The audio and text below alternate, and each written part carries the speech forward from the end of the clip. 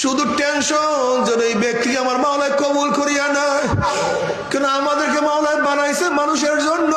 কু আনফুসাকুম ওয়া আহলিকুম নারা, নিজেও বাঁচো আর একজনকে বাঁচাও, নিজেও নামাজ পড়ো আর একজনকে নামাজ পড়াবার ব্যবস্থা করো, নিজেও রোজা রাখো আর একজনকেও রোজা রাখার ব্যবস্থা করো, নিজের দাড়ি রাখো আর একজনকে দাওয়াত দাও দাড়ির জন্য,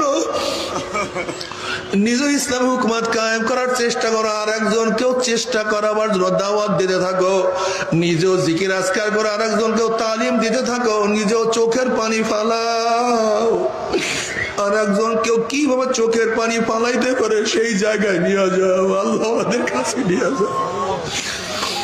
তুমি কি দেখো না আগুনের কাছে গেলে গরম লাগে, বরফের কাছে গেলে ঠান্ডা লাগে, আতরের কাছে গেলে ঘেরাম লাগে, ঠিক জাকিরের কাছে গেলে জবানে জিকির জারি হয়ে যায়। যাদের চোখে পানি আছে তাদের কাছে গেলে তোমার চোখের পানিও জারি হয়ে যাবে। যাদের কলবের মধ্যে আমার মাওলার মোহাব্বত তাদের কাছে গেলে তোমার কলবের মধ্যে মাওলার মোহাব্বত চলে আসবে। হুব্বু ফিল্লাহ বুগযু ফিল্লাহ ওয়া কুনু মা সাদিকিন। বাবারে মাওলাকে ধরো,